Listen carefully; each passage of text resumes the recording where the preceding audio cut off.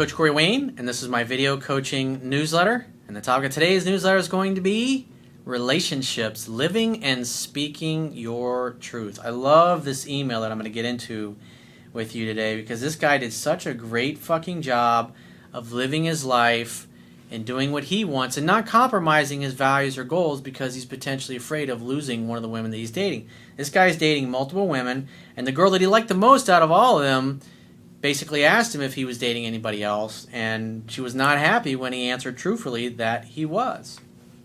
And so we'll look at how he handles it, and because she started being a little nasty and a little hateful and start saying some really rude things to him.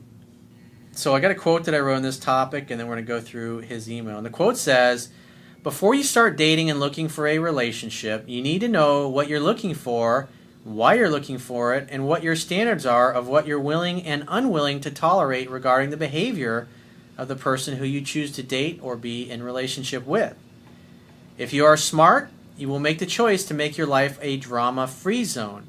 You will only date and associate with people who are comfortable communicating their thoughts, wants, needs, desires, and feelings in an open and loving manner. You will set healthy boundaries and will leave conversations, interactions, and relationships where the other person becomes belligerent, hostile, non-communicative, rude, condescending, spiteful, hurtful, and especially if they become physically violent. You are the gatekeeper to your life and your happiness. Choose wisely the people who you allow into your kingdom." So let's go through his email. He says, "Hi, Coach Corey. There is a special lady, and we have an amazing connection. We've been dating about once per week, every other week since October. Sex is amazing, conversation is amazing, and connection is amazing. She wants to be exclusive, but I am not ready. My divorce was finalized in June of 2014. And I've read your book 3 times in practice. I'm dating multiple women, but she is my favorite. I feel I need to date more because I want to see more of what is out there. Mostly to know what I like and what I don't like." Fucking men, dude. Good job. After being married and going through, divorces suck. I went through 1 divorce in my life, and I swore that if I ever chose to get married again and put a ring on somebody's finger till death do us part, that I was going to make sure I was with the right person. I've come that fucking close on a couple of occasions. But I've learned to trust my heart and trust my intuition, trust my feelings and what my life path is. The way I choose to live my life, my lifestyle, might not be what somebody else wants or what you want. But hey, this is my life and my kingdom, and I'm going to fucking live it how I want. Just like this guy is doing.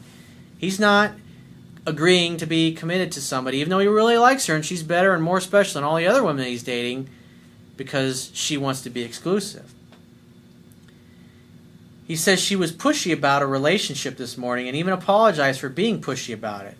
Anyway, we had an amazing time last night. She stayed the night, and over breakfast she started asking me if I was dating anyone else. I was playful and we bantered for a bit, but she kept asking, so I said yes.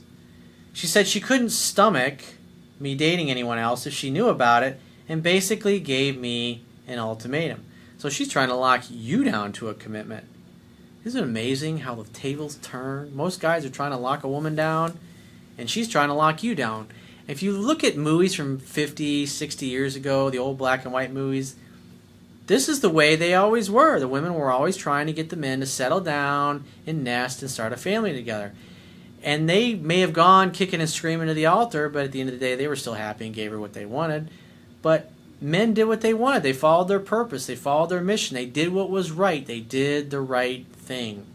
They did what was important to them. But still, they couldn't resist a gorgeous woman wanting to, will you settle down? You ever watched the movie It's a Wonderful Life?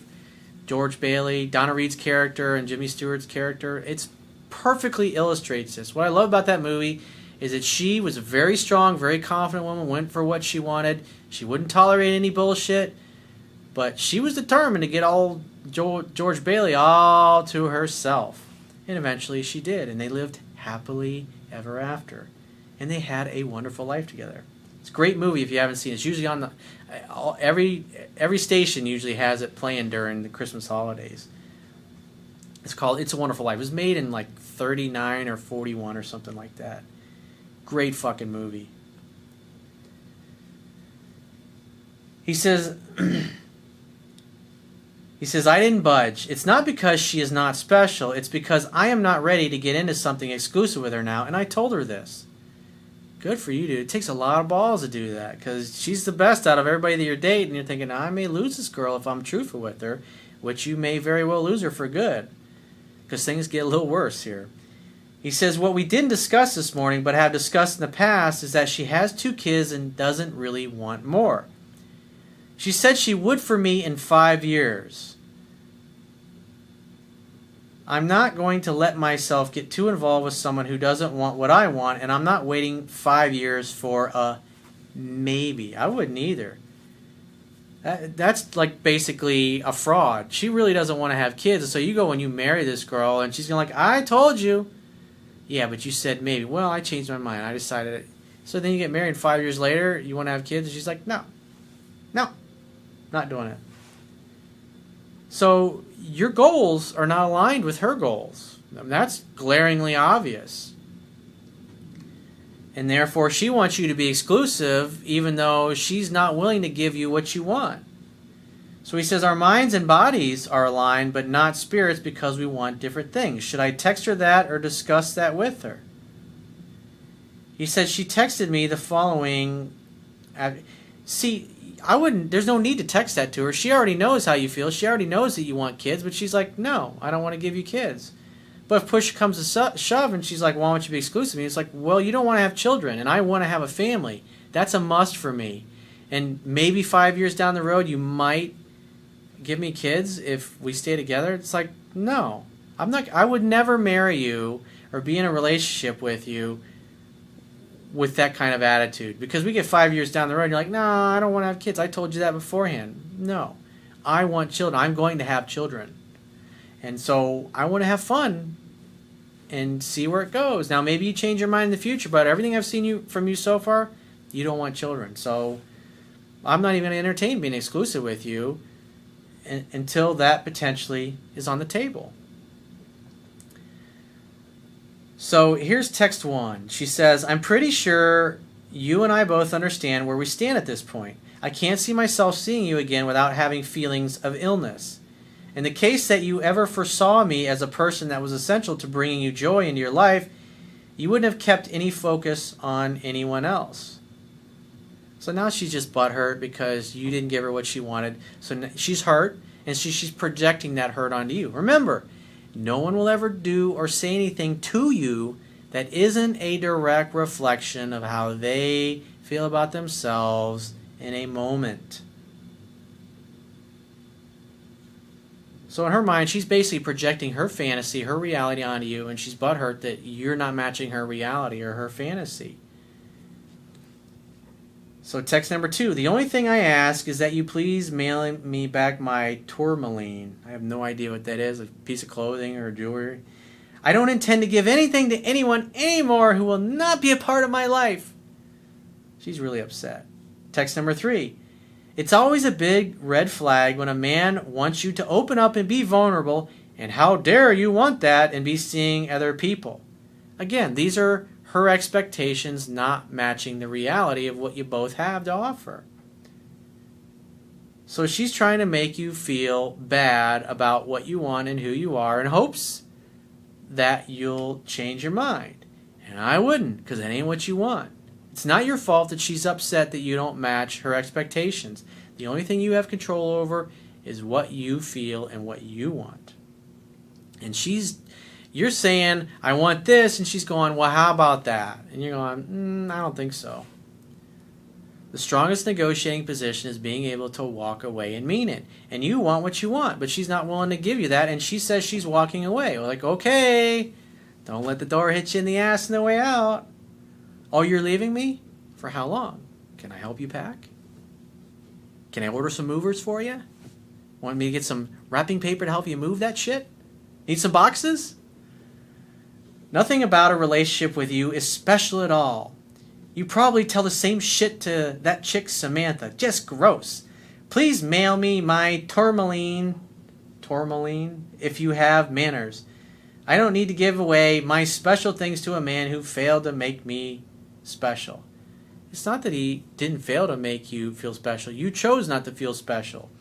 And you chose to just erase everything that he's done for you because you're focused on the moment. Because she's a woman, she's emotional, and she's living in the moment and feeling what she feels.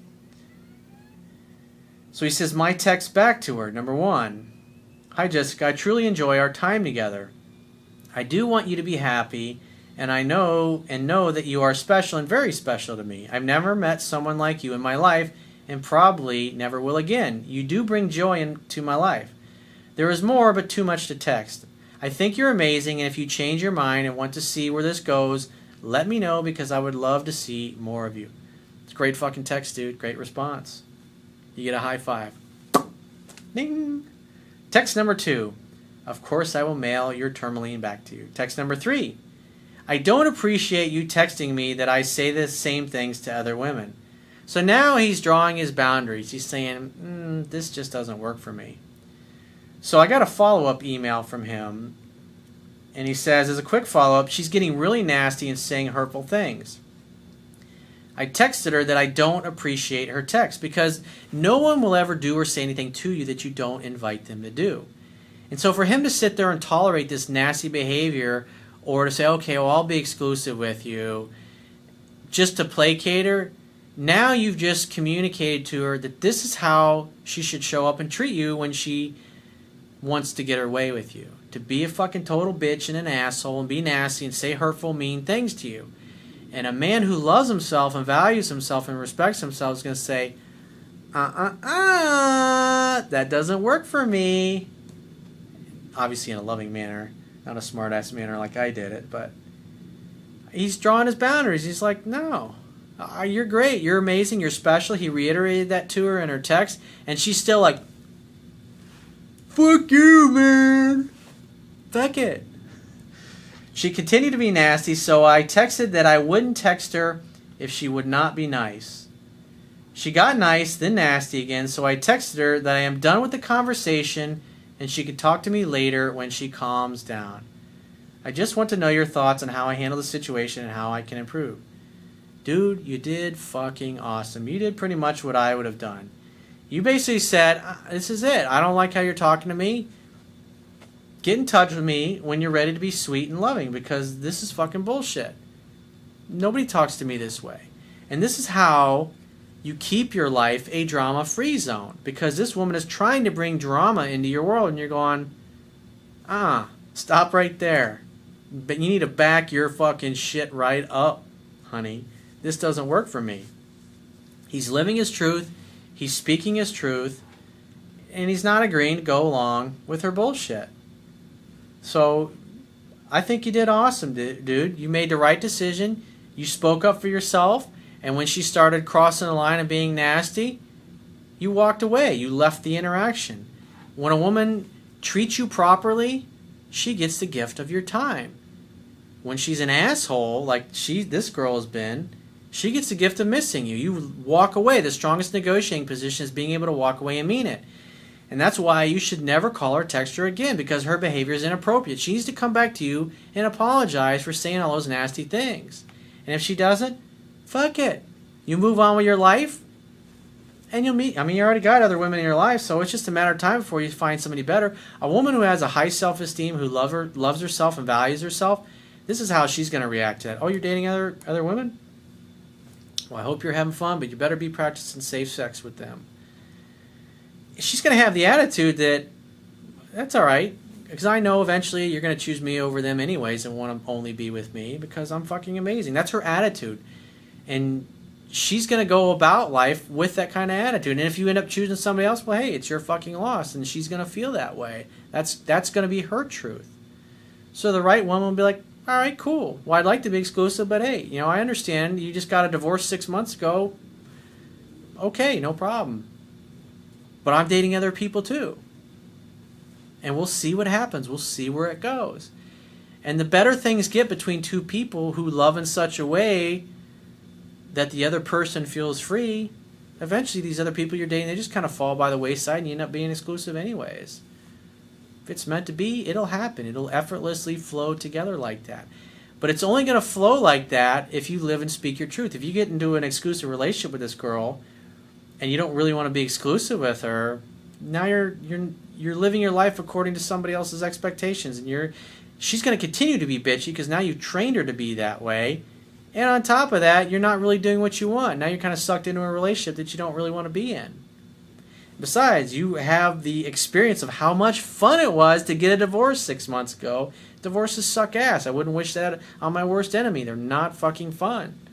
Even if you're only married for a short period of time and there's no kids involved, it's never fun. Because the attorneys, they get paid to stir shit up because that's how they bill their hours. That's the way it is. So I'm proud of you, dude. You did fucking awesome. Great job. So if you'd like to get my help personally, the quickest way is to book a paid phone, Skype, or email coaching session with yours truly. You can choose any of those options by going to my website, clicking the products tab at the top of your screen, and just follow the instructions for booking whichever option works best for you. And I will talk to you soon.